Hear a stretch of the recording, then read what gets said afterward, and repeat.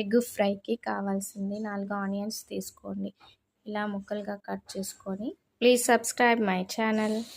తాలింపుకి ఒక 4 స్పూన్ల ఆయిల్ వేసుకొని పోపు దినుసులు వేసుకొని ఈ కట్ చేసుకున్న ఆనియన్స్ ముక్కలు దాంట్లో వేసుకొని 2 మినిట్స్ బాగా ఫ్రై కానివ్వండి. అర స్పూను పసుపు సాల్ట్ వేసుకోండి. పావు స్పూన్ పసుపు వేసుకొని ఇలా ఫ్రై కానివ్వండి. ఒక 5 ఎగ్స్ తీసుకోండి, కోడిగుడ్లు.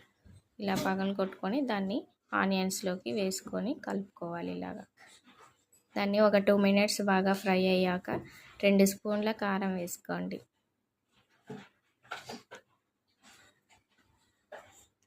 1 మినిట్ ఉంచి ఆఫ్ చేయడమే. Tasty healthy egg